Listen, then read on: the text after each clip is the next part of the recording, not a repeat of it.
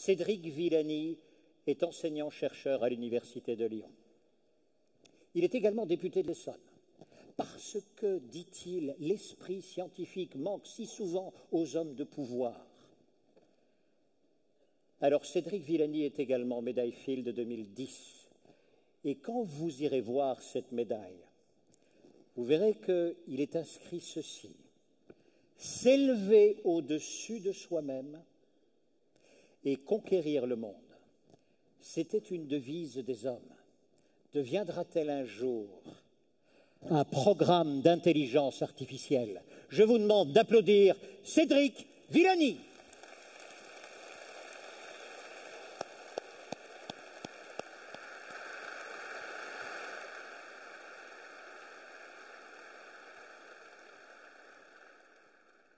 Bonjour, c'est un plaisir et c'est un honneur de m'exprimer devant vous sur un thème d'actualité et de parler de choses en ébullition, en évolution, et se poser la question ensemble: à quoi ressemblera l'intelligence du futur? Dès qu'on se mêle de prédire les choses, que ce soit pour un individu, pour une théorie ou pour une société, que c'est difficile. Et quand on regarde en arrière, on s'aperçoit qu'il y a eu de grandes surprises, des coups de théâtre et des choses qui sont revenues, qui se sont réinvitées sans qu'on les attende. Ça marche pour la société, ça marche pour les individus. Et quand je regarde ma propre trajectoire, ça marche très bien. Je vais commencer à vous parler de quand j'étais adolescent. Un adolescent fort timide, ma foi,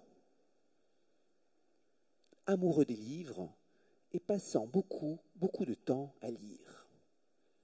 Pas mal de temps en compagnie de passeurs de sciences, avec mes héros de l'époque certainement, Stephen Jay Gould, le grand biologiste, Douglas Hofstadter, le maître de la présentation mêlant harmonieusement l'artistique et le mathématique. J'ai lu et relu. Dans les années 80, je faisais partie de la faible proportion de Français qui, grâce aux traductions des ouvrages de Hofstadter, ont entendu parler d'Alan Turing, bien avant qu'il ne revienne sur le devant de la scène à grands coups de films hollywoodiens. Et c'était passionnant la façon dont Hofstadter parlait de tous ces mystères liés aux premiers travaux sur l'intelligence artificielle réalisés par Alan Turing, à l'interrogation sur ce que c'est que la conscience, le libre arbitre, le choix. Intelligence, qu'est-ce que c'est? Il y avait des exemples de programmes, il y avait du langage, et puis ça faisait partie des émerveillements qui m'ont poussé à continuer et à aller en sciences. Et plus tard, je me suis retrouvé à faire de la mathématique, mais pas du tout comme c'était prévu au départ.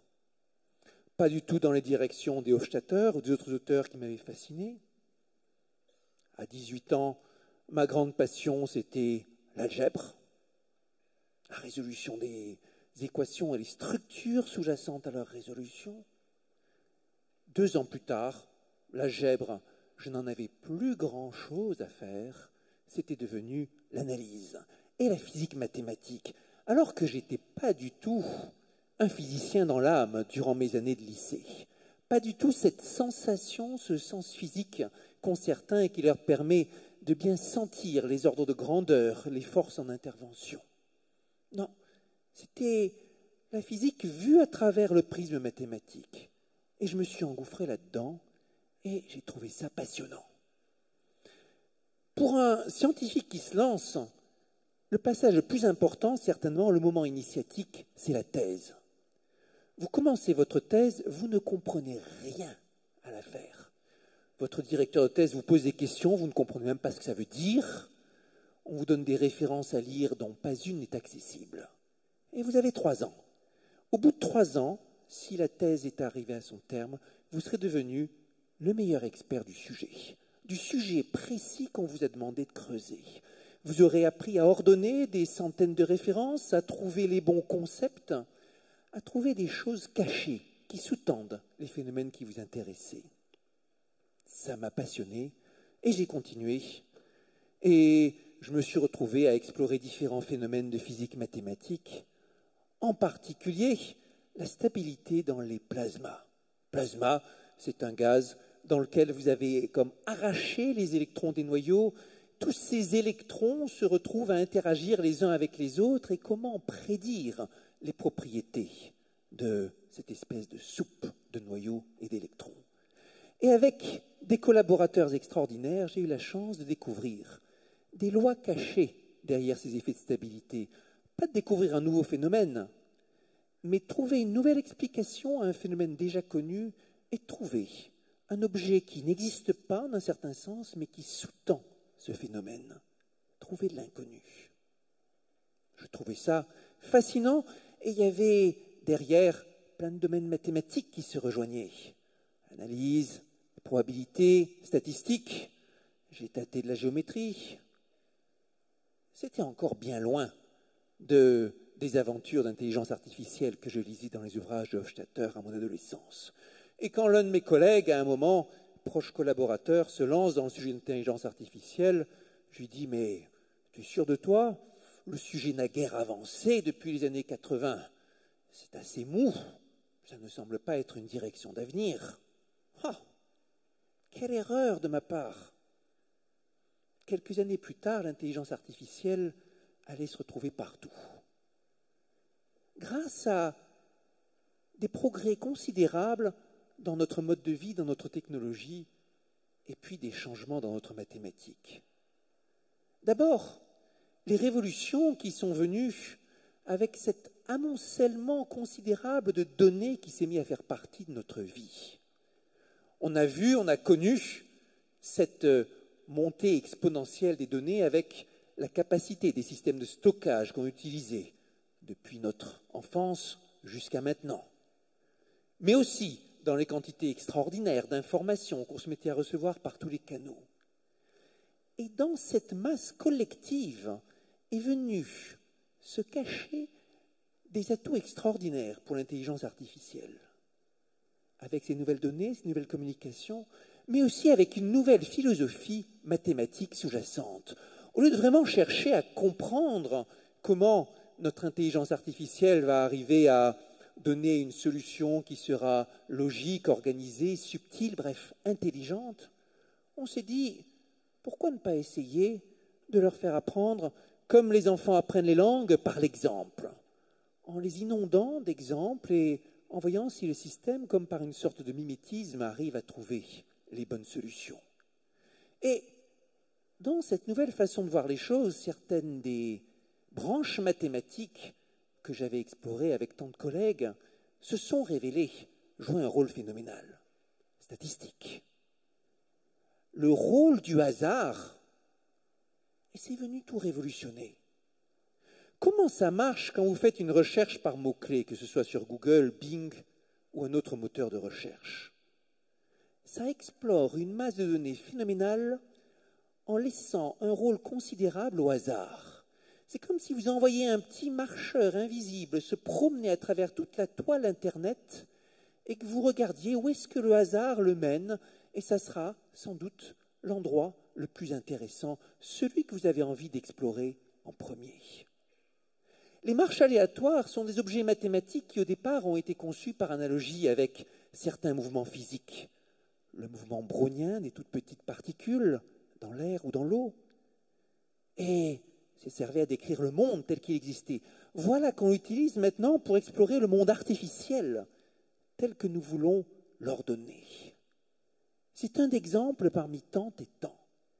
Aujourd'hui, les systèmes d'intelligence artificielle, avec le hasard, la statistique, les grandes bases de données, se sont mis à faire des merveilles. Des traductions de qualité fort acceptables, des voitures qui conduisent toutes seules, comme on en parlait récemment, des diagnostics automatiques. Certains d'entre vous, à coup sûr, verront leur vie sauvée par un algorithme de reconnaissance automatique ou de diagnostic automatique.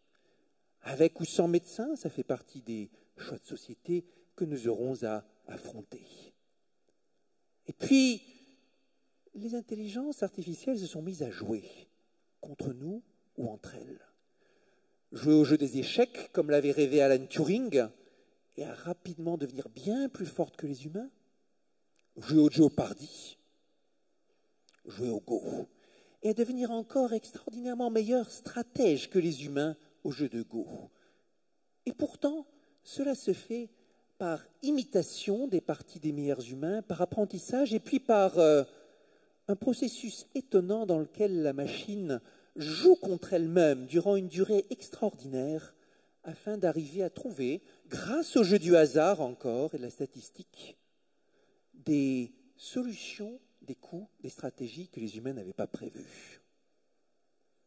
Et puis, là encore, le sujet, la théorie a eu son lot de surprises et rien ne s'est passé comme on le prévoyait. Si vous ouvrez un ouvrage d'intelligence artificielle maintenant ou une revue grand public, on vous parle très vite de réseaux de neurones profonds. On vous explique comment ça a permis des grands progrès en intelligence artificielle. Mais il y a seulement 5 ans, si vous interrogiez les meilleurs spécialistes du domaine, ils vous disaient que les réseaux de neurones, ça ne marche pas vraiment. On les a essayés pendant des décennies, ils sont décevants. Voilà que maintenant, ils ont une performance extraordinaire. Comment ça se fait? C'est l'une des questions que nous allons devoir examiner. Alors, entre-temps,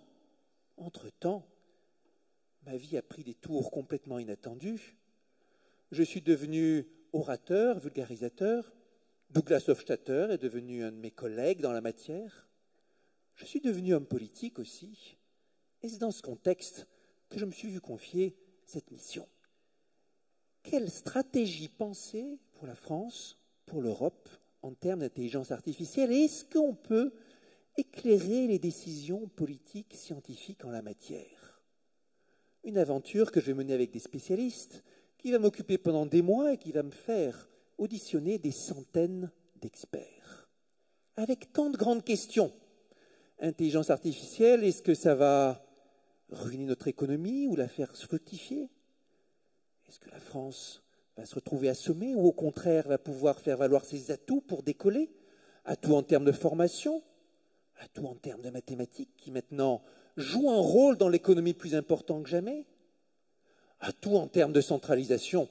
La centralisation tant décriée dans le système français a été à l'origine de gigantesques bases de données qui maintenant sont un atout en intelligence artificielle. Ou qui sait quoi. Et une chose est sûre, quelles que soient les conclusions, il faudra les partager. Et pas seulement aux politiques, à tout le monde. L'intelligence artificielle, comme le progrès technologique, c'est l'affaire de tous. Et ça doit arriver à s'intégrer dans l'intelligence collective, la nôtre. Si compliqué, si difficile à faire progresser, comme le montraient les exemples qui ont été commentés par l'un des orateurs précédents, avec des catastrophes politiques collectives qui se passent un peu partout dans le monde, les réseaux Internet qui devaient nous apporter la connaissance et la fraternité universelle et qui ont aussi apporté un développement de haine et d'erreurs collectives considérables. Et tout cela, il va falloir aussi l'intégrer. Dans le futur, l'intelligence, elle sera à la fois artificielle, humaine, collective. Il faudra se l'approprier. Et le plus important de tout, transmettre à nos enfants, à nos jeunes, la motivation pour l'étudier, pour se l'approprier et pour se dépasser. Je vous remercie.